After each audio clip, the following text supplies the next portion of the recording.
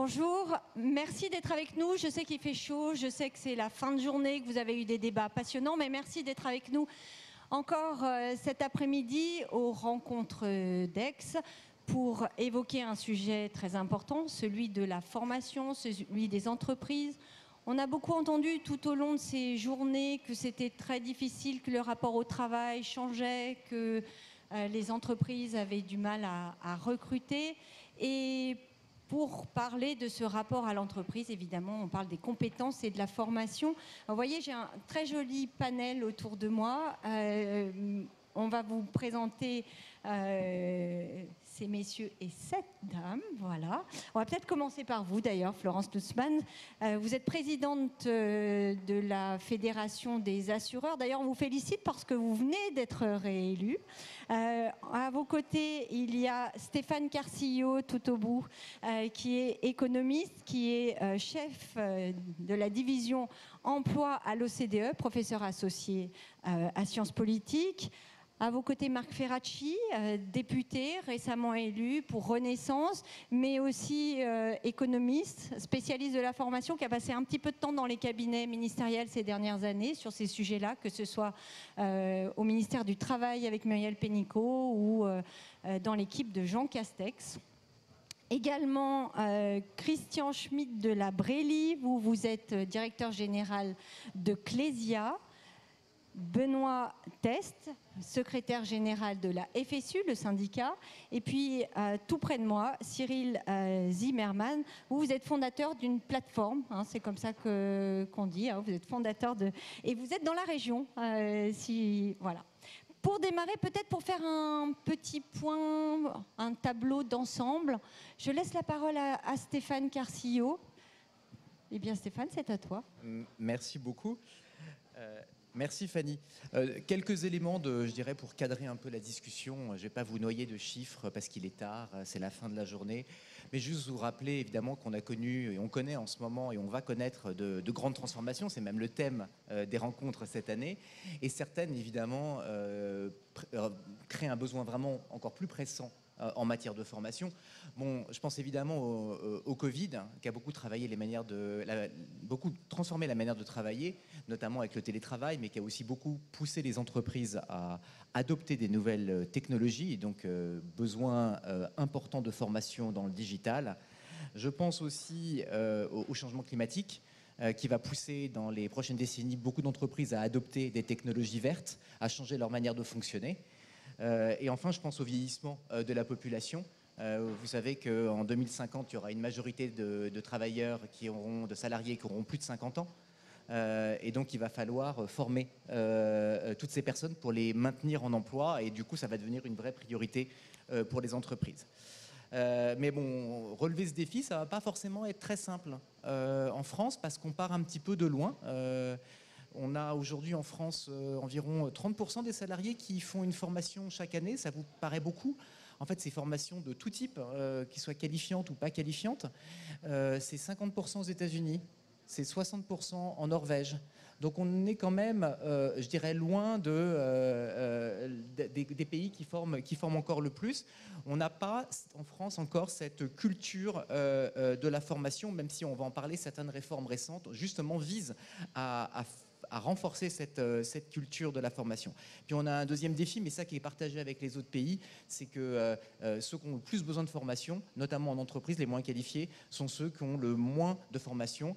Les personnes sans diplôme bénéficient 3 fois moins de formation que les qualifiés, les diplômés de l'université. Les seniors font 3 fois moins de formation que les jeunes.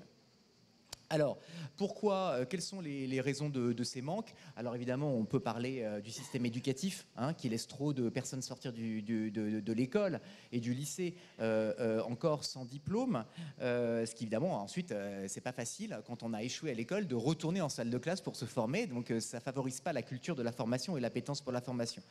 Mais il y a aussi une responsabilité, évidemment, des entreprises dont on va parler aujourd'hui.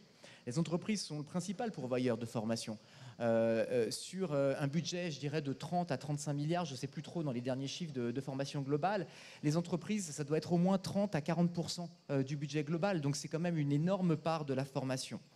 Mais évidemment, il y a des freins. Il y a des freins dans l'entreprise, notamment dans les TPE, PME, mais pas seulement. Il y a un manque de temps et de ressources dans les petites entreprises. Il y a parfois un manque de capacité d'évaluer les bienfaits de la formation. Qu'est-ce que ça va faire sur ma productivité? C'est pas toujours facile d'identifier les effets de la formation, même quand on a identifié ses besoins. Il y a des freins managériaux. Parfois, les managers ne sont pas très enclins à envoyer leurs salariés en formation. Et puis, il y a la crainte de perdre aussi les salariés une fois qu'on les a formés et que ça bénéficie à d'autres entreprises. Voilà. Dans ce contexte, il y a beaucoup à faire du côté des entreprises, des syndicats, on va en parler aujourd'hui, mais aussi du côté des gouvernements. Du gouvernement. L'action publique est complètement justifiée en matière de formation. D'abord parce qu'il y a ce qu'on appelle en économie des externalités positives, c'est-à-dire que quand je suis mieux formé, je suis aussi plus productif, je connais de nouvelles techniques et ça bénéficie aux personnes qui travaillent avec moi. Une personne mieux formée, non seulement augmente sa productivité, mais aussi celle des gens qui travaillent avec eux. C'est ce qu'on appelle des externalités positives. Et dans ce cas-là, on sait qu'en général, il y a un sous-investissement, à la fois des individus, mais des entreprises par rapport à ce qui serait optimal au niveau de l'ensemble de l'économie. Et c'est le rôle du gouvernement de faire intégrer aux agents l'importance de la formation, plus qu'ils ne le feraient spontanément. Et puis, le rôle aussi des pouvoirs publics pour lever les freins pour des petites et moyennes entreprises qui n'ont pas les poches profondes, qui n'ont pas forcément les moyens d'aller chercher et investir dans la formation. Alors, le gouvernement français a entrepris pas mal de réformes avec la création de France Compétences, le compte individuel de formation, une revue complète du mode de financement, on va en parler. Quels sont les effets de ces réformes sur la formation en entreprise, sur la culture de formation et aussi quels sont les problèmes que ça peut créer. Et enfin, je dirais, les entreprises et les syndicats ont un rôle vraiment majeur. On va en discuter en matière d'innovation, d'identification de ce qui marche bien et aussi d'identification pour faire remonter les freins actuels. Qu'est-ce qui fait aujourd'hui qu'on a encore du mal à former? Qu'est-ce que peuvent faire les branches professionnelles? Qu'est-ce que peut faire le gouvernement pour lever ces derniers freins? Et aussi du côté des syndicats, qui ont un rôle absolument essentiel pour accompagner les personnes qui ont le plus besoin de se former dans l'entreprise, identifier ces personnes, accompagner ces transformations. Voilà, le programme de discussion aujourd'hui. Je n'ai pas répondu aux questions, j'ai juste posé le cadre, Fanny. Alors justement, pour répondre peut-être aux premières questions, Marc Ferracci, comme vous êtes à l'origine des dernières réformes, de la dernière réforme concernant la formation, elle date de 2018, vous étiez, je le rappelais tout à l'heure, au cabinet de Muriel Pénicaud. Qu'est-ce qui a changé? Et aujourd'hui, voilà, France Compétences, on en entend parler, mais j'imagine que tout le monde ne saisit pas vraiment ce que représente ce nouvel organisme. On en est où? On en est où? On a effectivement créé de nouvelles institutions, de nouveaux outils, mais il faut essayer de comprendre quelle est la finalité qu'on poursuivait. Ça a été dit, la formation, ça soulève deux questions. Est-ce qu'il faut former plus les gens? Est-ce qu'on peut former mieux les gens, c'est-à-dire sur des formations qui ont des effets sur la productivité, qui ont des effets sur la stabilité de l'emploi, qui ont des effets sur les salaires? Ces deux questions, elles sont fondamentales parce qu'elles interrogent la manière dont on organise le financement. Qui est-ce qui doit payer pour la formation? C'est ça, au fond, la question qu'on se pose aujourd'hui. Et comment, en particulier, on fait en sorte que les entreprises investissent peut-être un petit peu plus dans la formation, et notamment dans la formation de ceux qui sont les moins qualifiés. Aujourd'hui, c'est le problème auquel on est confronté. Face à cette question, il y a une réponse de principe assez simple. Celui qui doit payer pour la formation, c'est celui qui tire un rendement de la formation. Quand un salarié se forme à l'intérieur de son entreprise sur un logiciel qui est spécifique à l'entreprise, sur un logiciel qui ne sera utile que dans cette entreprise, ça veut dire qu'il ne peut pas aller dans une autre entreprise pour monnayer cette compétence avec un salaire supérieur. Dans ce contexte, on dit que la formation a la vocation à être financée par l'entreprise. Dans d'autres contextes, l'État, et ça a bien été dit par Stéphane Carcillo, doit intervenir en matière de financement de la formation. Je vous donne un exemple. On sait, parce qu'il y a eu des évaluations là-dessus, que lorsque vous êtes formé en tant que salarié en entreprise et que, malheureusement, vous perdez votre emploi, eh bien vous restez moins longtemps au chômage du fait de la formation.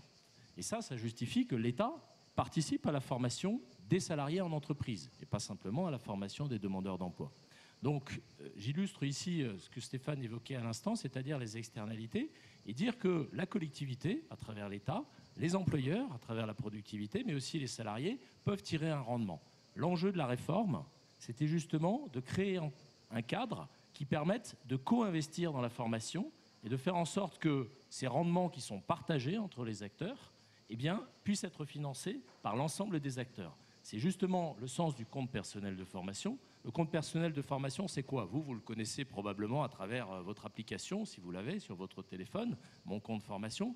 C'est un outil qui permet à votre employeur de mettre de l'argent dessus, qui permet à Pôle emploi, si vous êtes demandeur d'emploi, de mettre de l'argent dessus, qui permet aux conseils régionaux de mettre de l'argent dessus, qui permet au fond de cofinancer la formation. Et moi, je vais insister là-dessus, et puis ensuite donner la parole aux autres intervenants.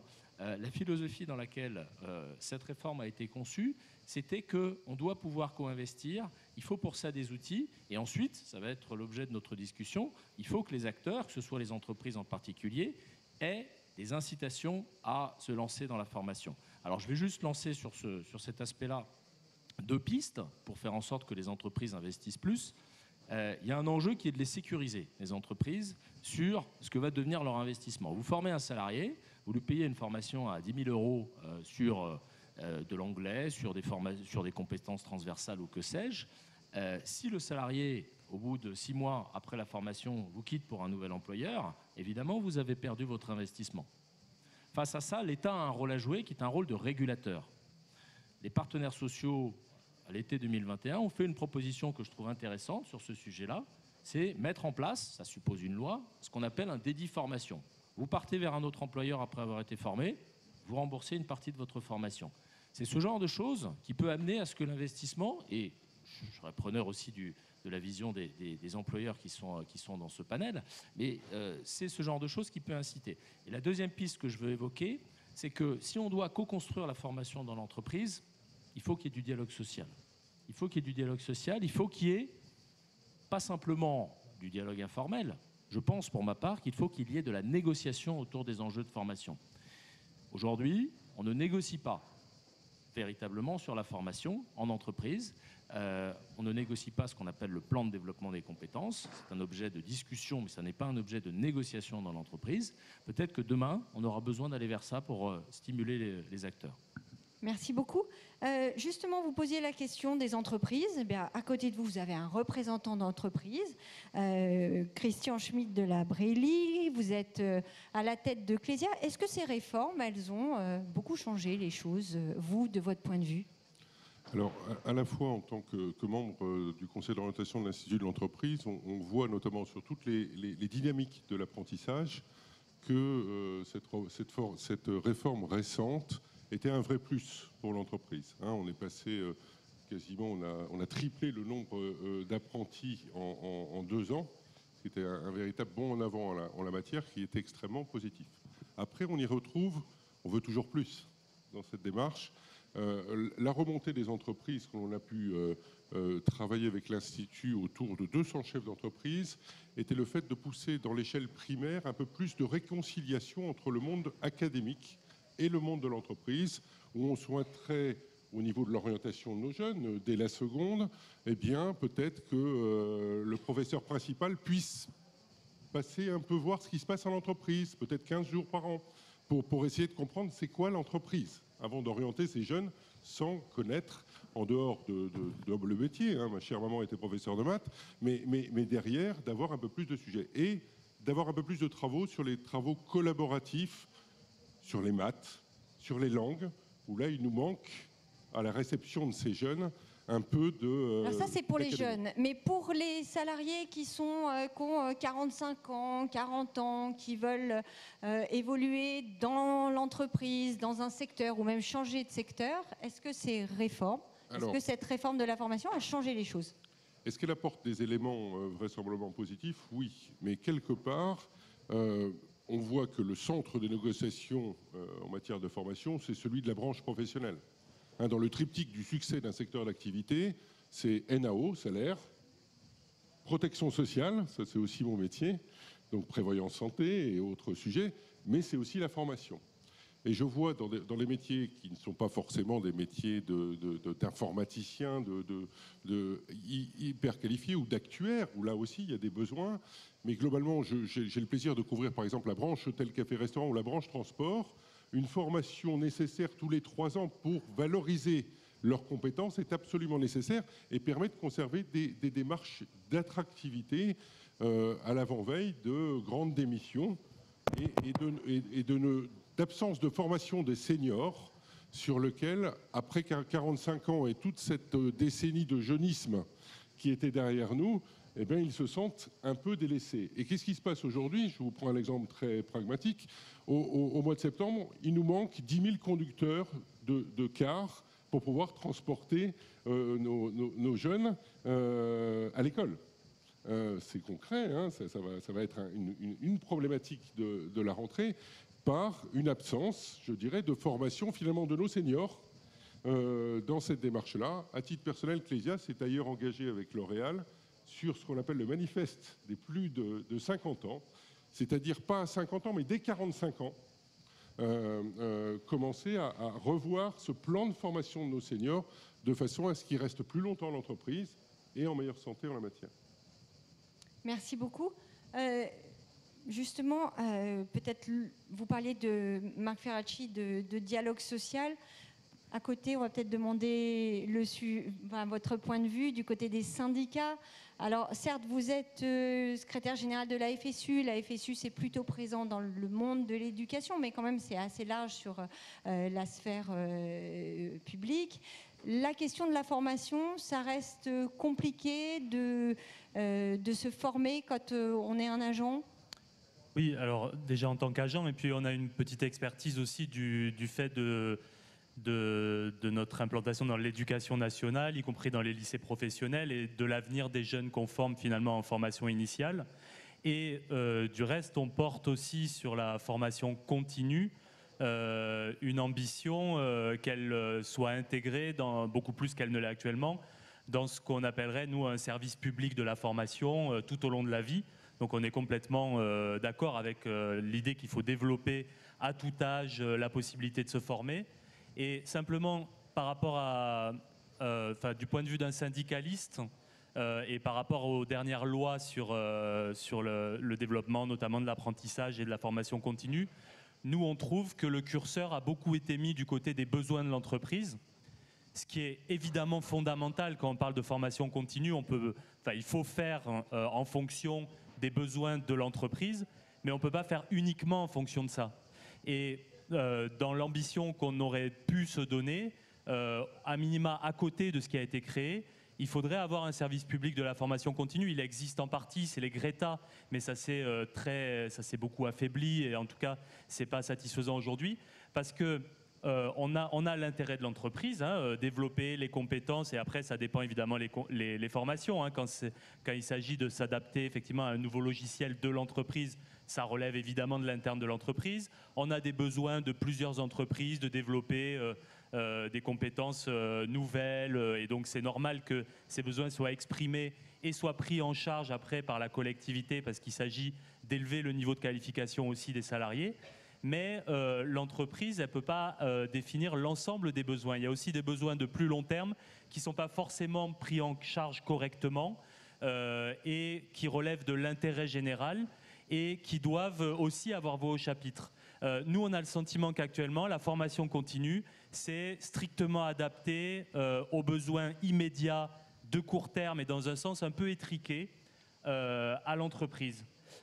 Et pour nous, il faudrait développer des formations beaucoup plus ambitieuses qui permettent après d'avoir des compétences transférables et y compris du coup de les transférer dans d'autres entreprises, dans le cadre aussi de droits nouveaux pour les salariés. Ce qu'on appelle aussi la sécurité sociale professionnelle, ça pourrait faire partie de ça, le droit à la formation. Et on ne peut pas en rester pour nous à une formation strictement adaptée aux besoins de l'entreprise. Et actuellement, on a d'ailleurs, pour illustrer ça, on a des inégalités très grandes dans l'accès aux formations qui, à notre avis, relèvent de ça parce qu'une entreprise, elle va avoir tendance à former ce qui va lui apporter davantage de plus-value, à savoir les employés déjà les plus qualifiés. Et il y a des inégalités très fortes avec les très peu qualifiés, les ouvriers, les employés, qui ont très peu accès à la formation. Et pour nous, il faut développer sur les différents plans la formation continue. Alors, avant de donner la parole à Florence Lutzmann, je vois Marc Ferracci qui trépigne sur sa chaise. Non, pas du tout. Juste une petite Allez-y. réaction, parce que je souscris à beaucoup de ce qui a été dit. Juste pour dire que sur cette question du formation très adaptée aux besoins de l'entreprise ou formation plus générale, les outils qu'on évoquait tout à l'heure, le compte personnel de formation, vous permet aujourd'hui de vous former sur toutes les formations universitaires, donc des formations très générales. L'enjeu, c'est de trouver des moyens au-delà du coût de la formation pour que les gens aient un revenu pendant la formation. On en reparlera peut-être tout à l'heure, mais disons que le champ est ouvert. Et en fait, vous avez raison, je parlais surtout de la loi Choisir son avenir professionnel, qui est une autre loi qui a suivi et qui là ouvre la France Compétences, etc. Et je pense que celle-là, elle est un peu plus... Bon, on voit quand même qu'en termes de visibilité, justement, entre toutes les lois, il y a un peu de progrès à faire. Florence Lutzmann, vous êtes présidente de la Fédération française de l'assurance. Alors justement, on parlait tout à l'heure de la nécessité de se positionner au niveau d'une branche, d'une filière professionnelle. Vous, c'est ce que vous essayez de faire dans votre secteur ? Absolument, et d'ailleurs pas seulement dans notre secteur de l'assurance, mais dans le cadre des travaux qu'on a menés pour essayer d'éclairer les débats sociétaux dans le cadre de la campagne présidentielle, on s'est intéressé aux sujets qui préoccupent les Français, au rang desquels la santé, la dépendance, enfin les sujets classiques des assureurs, mais aussi ce qu'on a appelé l'emploi qualifié. Donc l'emploi qualifié, pourquoi ? Eh bien parce que les assureurs, mais les banquiers, mais aussi tous les métiers du numérique, de l'ingénierie, et donc ensemble, et on est tous les trois au MEDEF, donc France Assureurs, l'AFBF et le Syntec, on a travaillé sur cette notion de l'emploi qualifié. Et ce qu'on voulait, c'est alerter également les pouvoirs publics sur les deux défis que nous vivons au quotidien, déjà aujourd'hui, mais qui nous semblent être encore plus les défis de demain. Le premier défi, c'est l'inadéquation croissante entre les profils, les talents qui sont produits par le système éducatif, le système universitaire souvent, et nos besoins à nous dans les entreprises tels qu'ils existent aujourd'hui. Les besoins d'aujourd'hui, y compris dans l'assurance, c'est toujours plus de digitalisation, c'est beaucoup de science, puisque nous, on modélise tous les risques qu'on assure. On est sur la transition écologique, on est sur la couverture des entreprises. Et ce qu'on constate, c'est qu'on a de plus en plus de difficultés à avoir accès à des profils qui sortent des formations initiales et qui incorporent en particulier des compétences de type scientifique, de type mathématique. Je ne parle pas nécessairement de gens qui sont ingénieurs, même si on en embauche énormément, mais le fait que beaucoup de jeunes, et les filles en particulier, abandonnent ou aient abandonné à l'occasion de la réforme Blanquer les maths au lycée, pour nous, c'est un drame. C'est un drame parce que ça veut dire que ce sont des gens qui, ensuite, auront beaucoup plus de mal à s'intégrer dans l'entreprise. Et puis, le deuxième défi, mais qui est un peu lié au premier, c'est celui de faire évoluer les compétences de nos collaborateurs tout au long de leur carrière.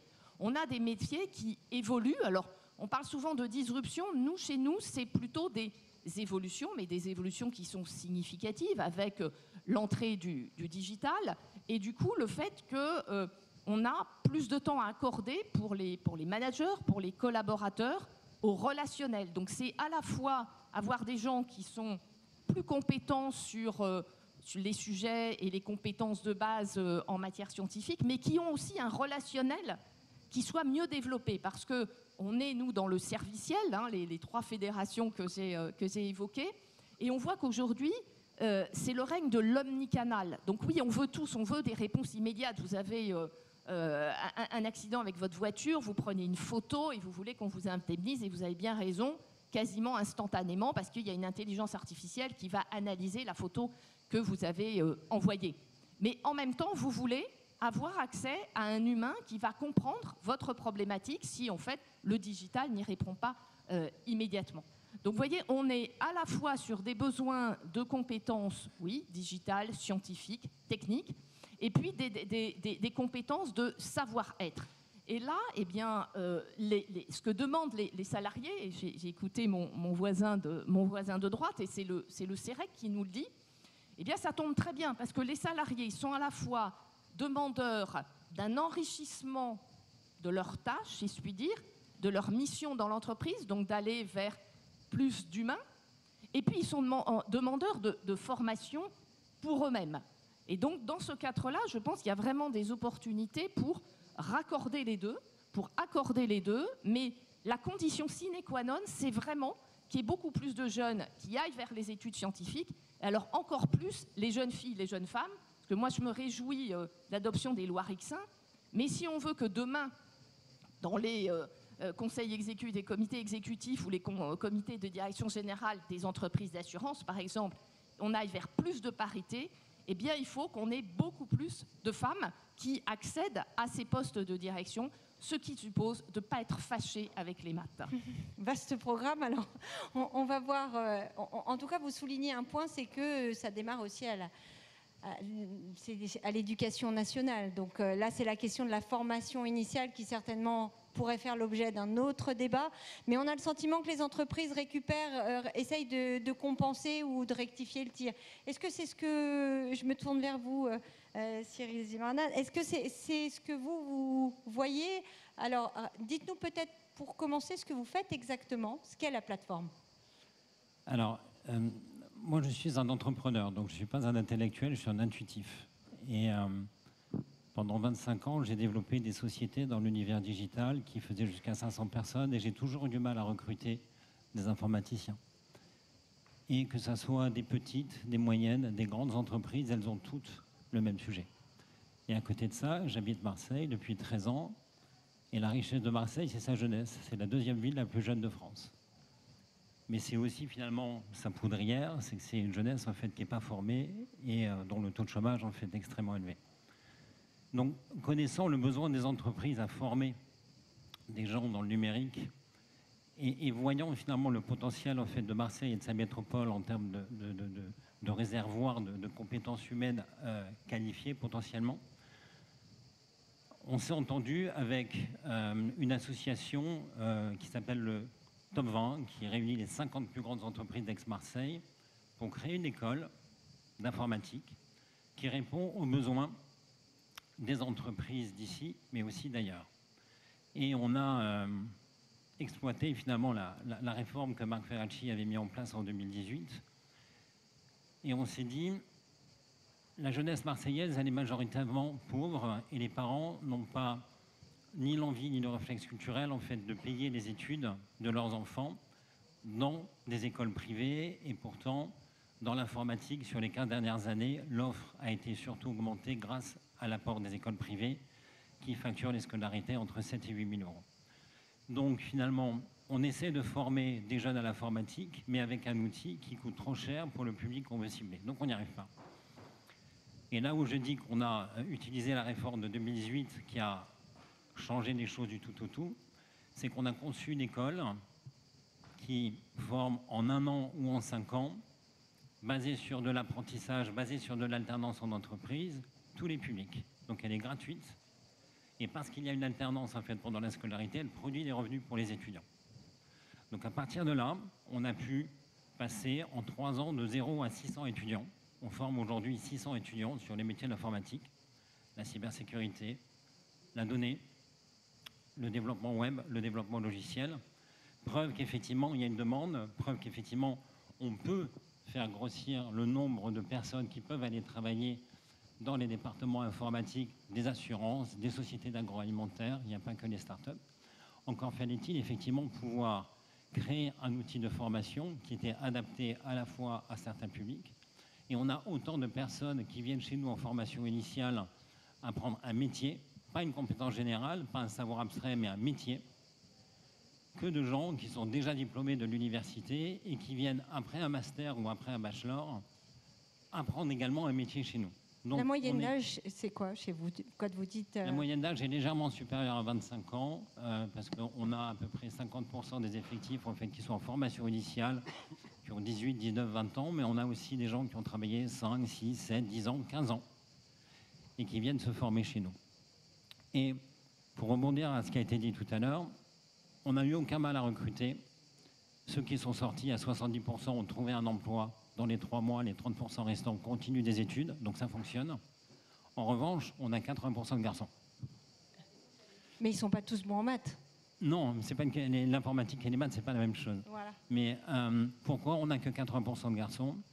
Parce que, pour rebondir à ce qui a été dit tout à l'heure aussi, aujourd'hui, les métiers de l'informatique, si je prends mon cas d'école, ne sont pas présentés au collège et au lycée. Et ce que je dis pour ma filière, pour être valable pour d'autres filières, c'est qu'aujourd'hui, quand vous êtes au collège et au lycée, vous vous orientez sur une vague intuition, sur des vagues conseils d'orientation, sur ce que les parents vous disent, sur ce que les amis vous disent, mais en réalité, vous n'avez aucune idée du métier auquel vous vous destinez. Et si on veut aujourd'hui convaincre les jeunes filles qu'elles peuvent devenir informaticiennes, parce qu'il n'y a pas de raison, une informaticienne en fait peut travailler dans tous les secteurs d'activité, donc il y en a pour tous les goûts, c'est dès le collège qu'il faut être capable en fait de leur montrer que ce sont des métiers qui sont ouverts à tout le monde, y compris à elles, et surtout à elles. Stéphane Carcilleux, vous vouliez réagir justement sur ce sujet? Oui, je voulais réagir sur ce modèle parce que je l'ai visité il y a quelque chose de très très similaire il y a 4-5 ans aux États-Unis, à Chicago, qui s'appelait Year Up. C'est un programme qui est exactement sur le même modèle puisqu'en fait c'est un groupe d'entreprises qui a des besoins bien identifiés et un centre de formation pour les jeunes qui va les former sur 1 an aux besoins précis de ces entreprises et qui les place parce qu'elle connaît bien les besoins de ces entreprises. Year Up, maintenant, c'est 30 villes aux États-Unis. Au début, c'était juste Chicago. C'est 30 ou 40 000 jeunes, je pense, qui passent par Year Up par an. Donc, il y a de l'avenir. Juste un point, c'est qu'en fait, Year Up reçoit de l'argent de l'État fédéral.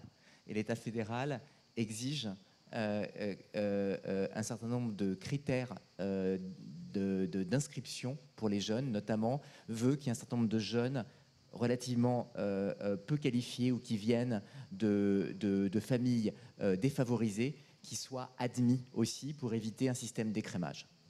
Peut-être mettre des critères sur la parité, alors c'est peut-être une option. Marc Ferracci. Non, deux petites réactions, plus une anecdote.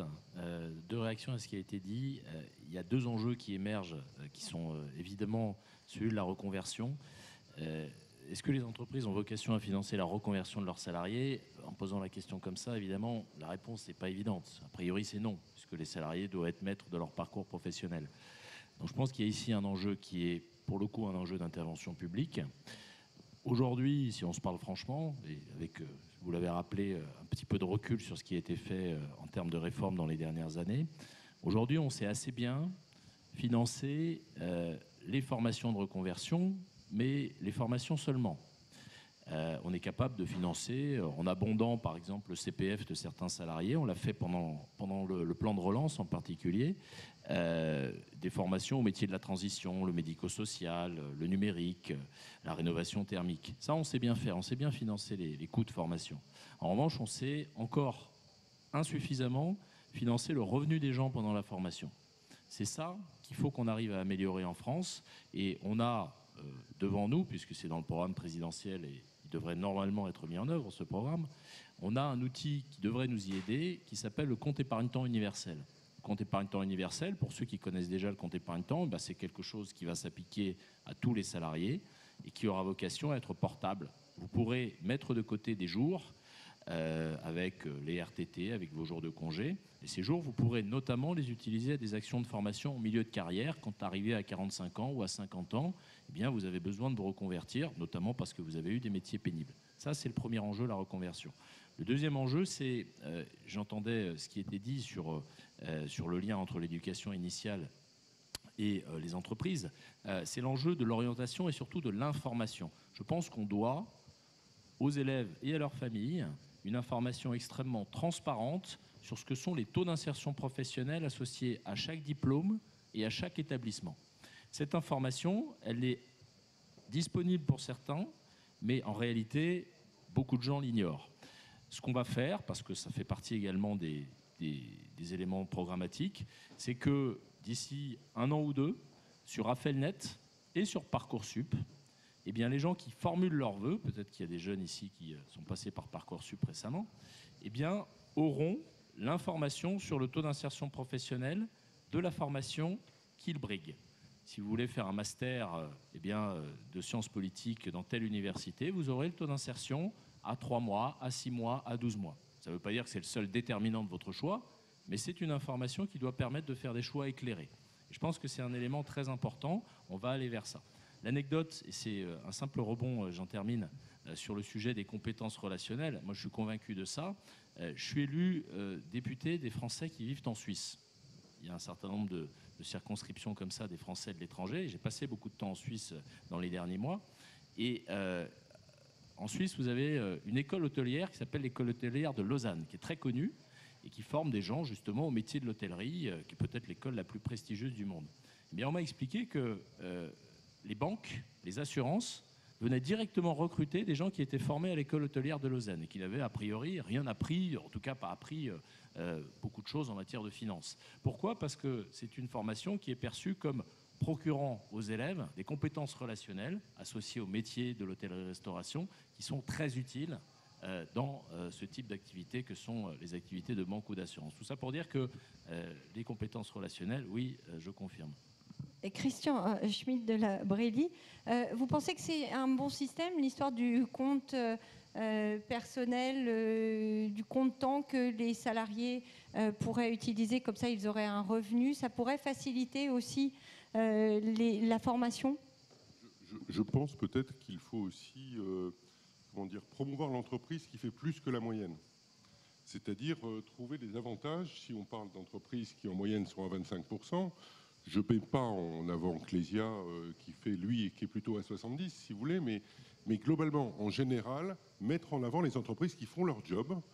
Je parle en tant qu'entreprise à mission, on fait le job et plus on peut, je dirais, positiver cette démarche-là, plus, je dirais, on incitera l'entreprise à pouvoir former ses collaborateurs. Après, au sein de l'entreprise, on s'aperçoit que c'est la croix et la bannière pour faire reconnaître le diplôme certifiant au sens cadre public du terme de formation que l'on met en place. Aller inscrire au niveau d'une entreprise au répertoire national de la formation une formation interne, c'est pas possible. C'est presque pas possible. Enfin, on s'échine, entre guillemets, à avoir cette démarche-là.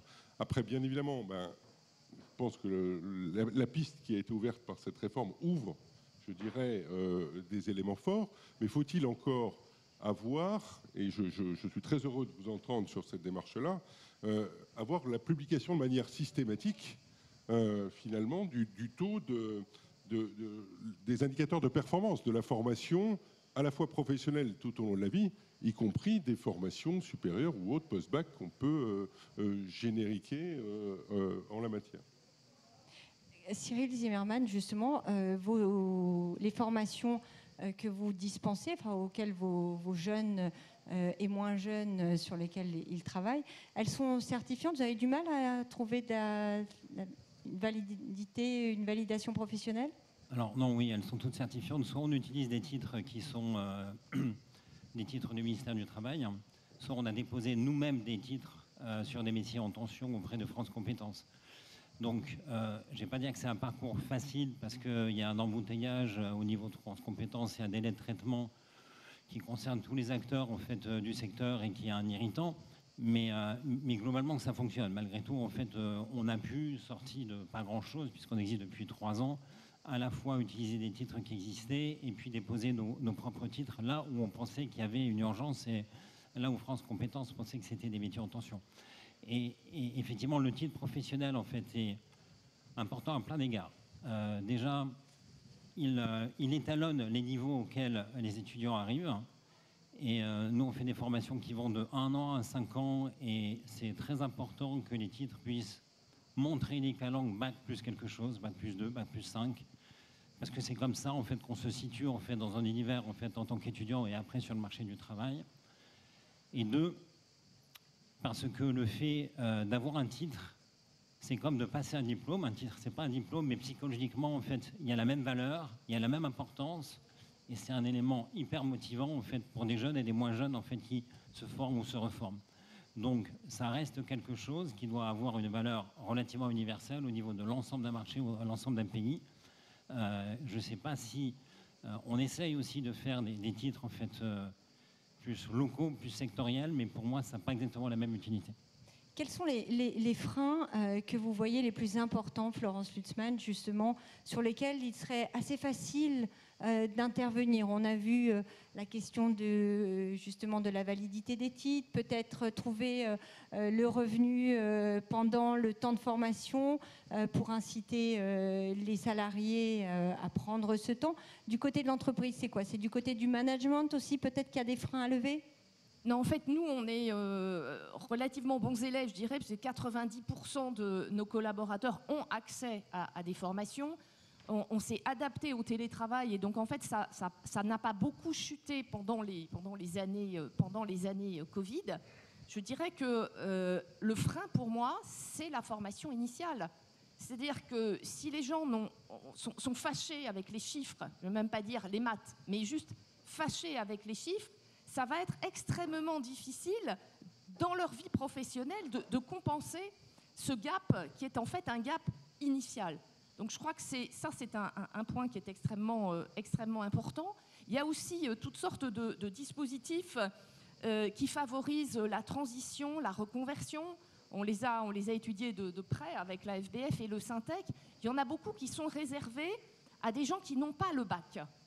Et là, on se disait qu'il n'y a pas de raison. Je veux dire, le projet de transition professionnelle ou le projet Pro 1, enfin tout ce qui vise à faire évoluer les dispositifs qui compensent financièrement également la situation des gens pendant ces formations, on ne voit pas pourquoi ce serait fermé à des diplômés, à des bacs plus quelque chose. Et puis enfin, vous savez qu'il y a des discussions sur l'alternance et je voudrais vraiment défendre ce procédé de l'alternance. Moi j'ai connu des années pendant lesquelles on regardait les Allemands en disant mais pourquoi ils y arrivent, pourquoi pas nous? Ça y est, l'alternance, ça a démarré, ça marche super bien. Ça marche pourquoi super bien? Parce que le supérieur le fait et qu'en fait ça a entraîné tout le monde. Donc évidemment on est bien au courant des coûts qui sont engendrés, mais de grâce, conservons ce mode d'attraction des jeunes diplômés. C'est une façon de leur mettre le pied à l'étrier pour les moins favorisés qui justement n'ont pas appris peut-être dans leur famille le savoir-être en entreprise. L'alternance est un super moyen précisément d'apprendre progressivement, parce qu'on passe du temps dans l'entreprise, le savoir-être, et en tout cas dans l'assurance, les contrats en alternance, 7 fois sur 10, se concrétise à la fin par une embauche en CDI. Alors, c'est vrai que l'alternance, 730 000, 750 000 jeunes en alternance, on n'a pas vu ça depuis, on l'espérait, depuis 10 ans, 20 ans.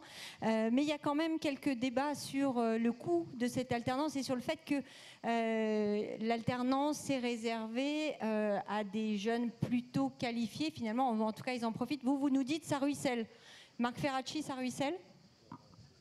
Non, moi je me félicite évidemment que l'alternance progresse, l'apprentissage et les contrats de professionnalisation qui progressent à tous les niveaux de qualification, mais il faut quand même garder en tête un élément important, c'est que l'apprentissage a plus d'impact sur la carrière professionnelle des jeunes quand il est fait en infrabac que quand il est fait dans le supérieur. Pour une raison assez simple, c'est que quand vous arrivez à Bac plus 2, Bac plus 3, que vous avez déjà un diplôme et que vous faites votre licence, votre master en apprentissage, évidemment, ça vous apporte une valeur ajoutée, et c'est très bien. Il ne s'agit pas, évidemment, de remettre ça en question. Mais votre diplôme antérieur vous protège déjà contre le chômage. Et donc, la réalité, c'est que l'impact en termes de valeur ajoutée, quand on évalue ça de manière rigoureuse, avec des standards scientifiques, de l'apprentissage, il est beaucoup plus fort sur les bas niveaux de qualification. Et quand on est dans un monde où il n'y a pas d'argent magique, et en particulier un monde où France Compétences, qui finance l'apprentissage, est en gros déficit, il faut quand même qu'on se pose la question de savoir si on ne différencie pas un petit peu suivant le niveau de diplôme.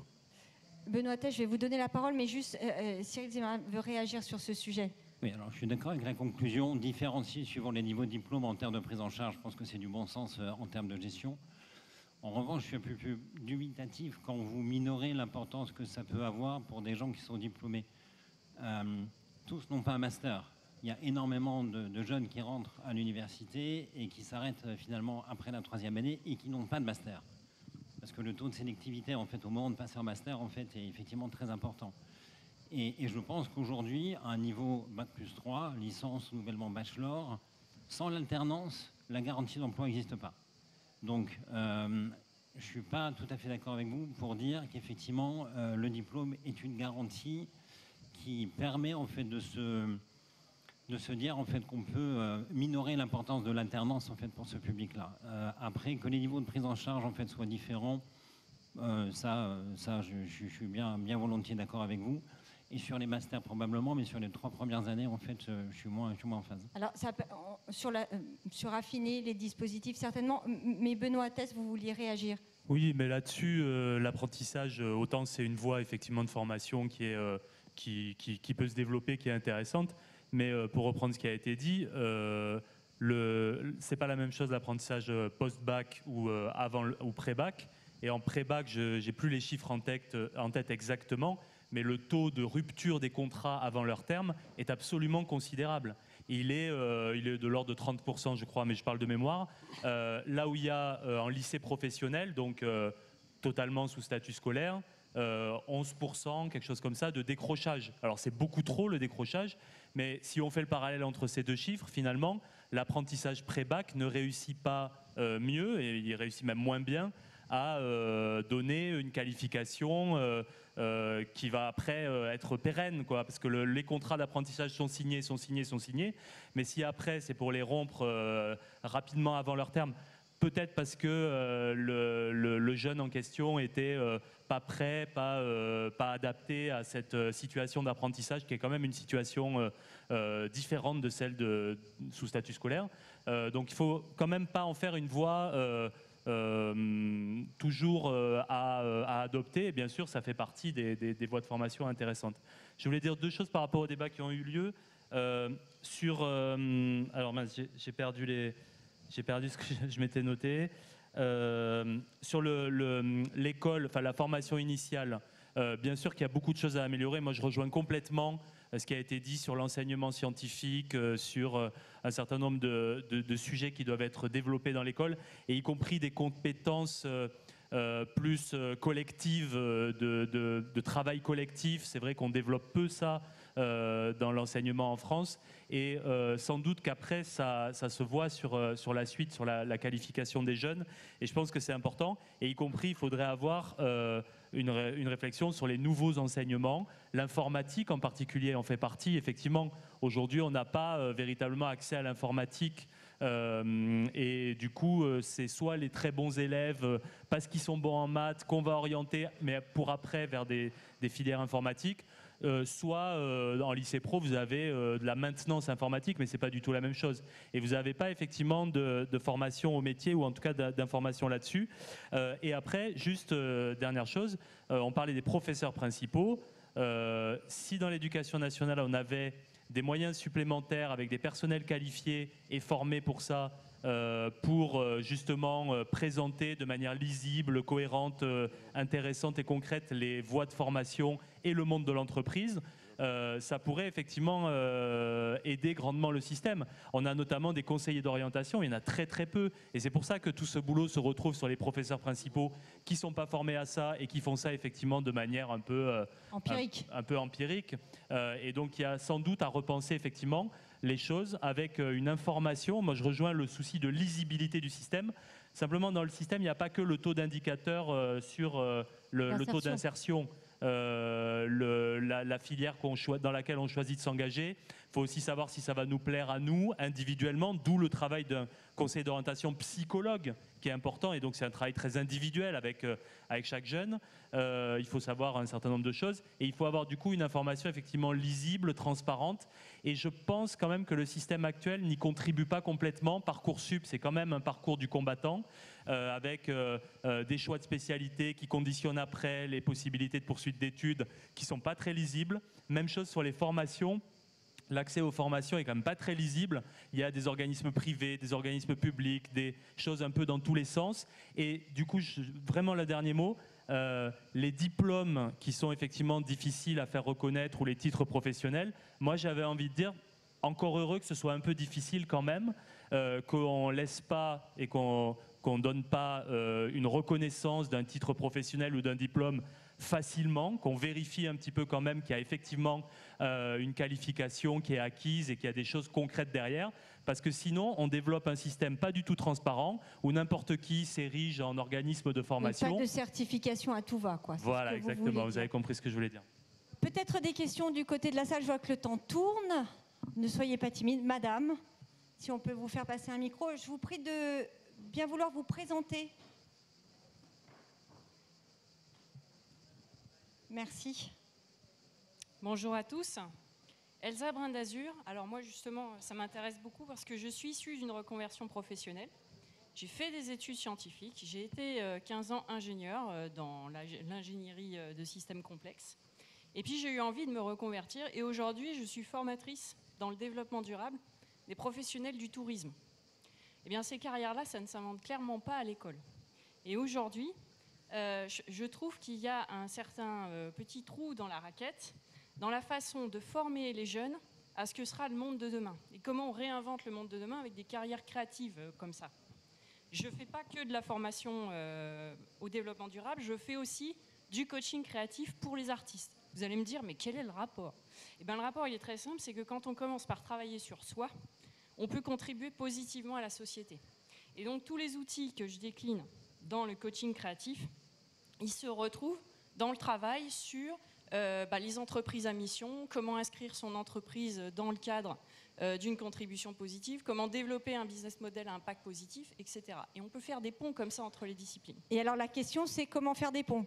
Et la question, c'est comment est-ce que France Compétences et toutes les instances officielles prennent en compte cette nécessité de former les jeunes de manière à ce qu'ils puissent avoir l'esprit très ouvert et réinventer le monde de demain sans se mettre dans des rails, dans des cases, dans des carrières spécifiques et en pouvant être capable de switcher comme ça. Allez-y, oui. Ou Marc peut-être, mais on voit tout l'intérêt des travaux de nos OPCO. Là, je vous parlais des secteurs que je protège. On a l'avantage d'être un groupe paritaire et j'ai au moins 3 présidents d'OPCO sur 11 qui font partie de mes conseils d'administration. Le constat, qu'on soit dans l'industrie pharmaceutique, qu'on soit dans la branche hôtel, café, restaurant, qu'on soit dans le transport, les exemples de développement durable, j'ai le plaisir d'avoir un président de conseil d'administration qui vient d'avoir sa première étoile verte dans ce dispositif, ce sont des métiers qu'on apprend grâce aux branches professionnelles. Quand on sait que on ne connaît pas 50% des jobs qui vont exister en 2030, on voit bien que c'est le travail de ces branches professionnelles à pouvoir trouver très rapidement, entre guillemets, les métiers de demain et de s'adapter en permanence. Dans l'industrie pharma, ça a été la même chose quand il y a eu la révolution des visiteurs médicaux qui, quasiment du jour au lendemain, ont disparu. Et les nouvelles normes qui ont été mises en place dans le transport, notamment dans le transport de voyageurs, ont nécessité des reconversions profondes, entre guillemets, de conducteurs qui n'existaient pas il y a quelques années. Donc on voit vraiment la puissance, je dirais, du terrain et du terreau professionnel en la matière. Peut-être une autre question, monsieur?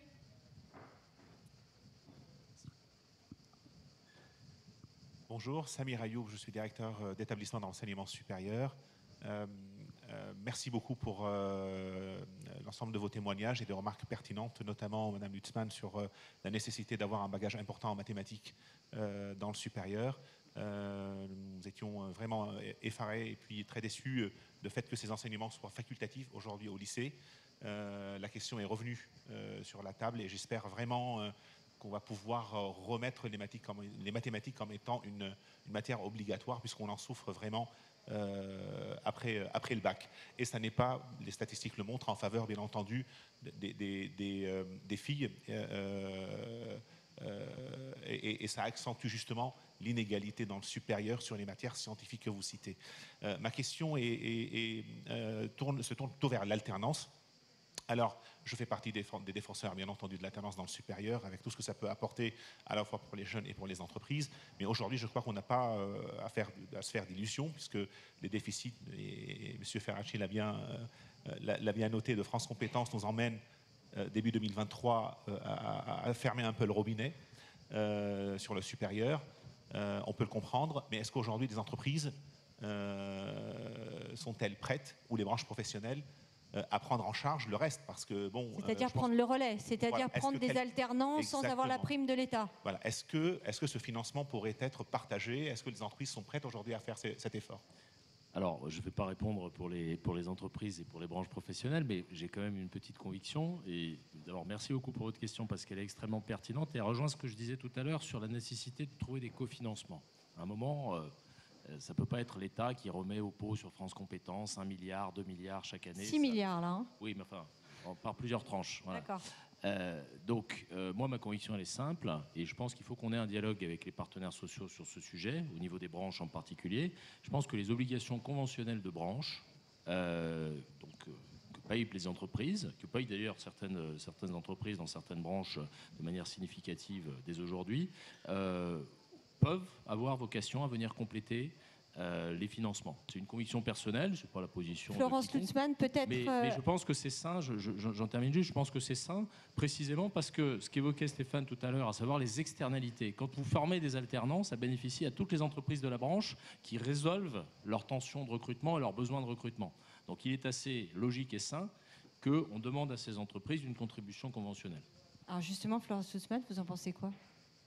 Moi, je dirais que dans la mesure où le financement, c'est par les coûts contrats, il n'y a pas de vase communicant entre avant le bac et après le bac. Donc, on n'est pas en train de déshabiller Paul pour habiller Jacques ou l'inverse. Donc, je crois que ce n'est pas la bonne façon de poser le sujet. Et nous, on va en tout cas continuer à se battre pour que ces formations soient vraiment reconnues, y compris dans le supérieur. Reconnues, mais la question du financement.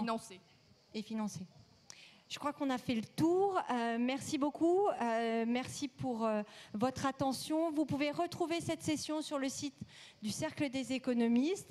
Merci encore. Je crois que demain, ces sujets seront encore d'actualité. Donc, je vous invite à suivre demain toutes les sessions. Merci beaucoup. Merci à vous.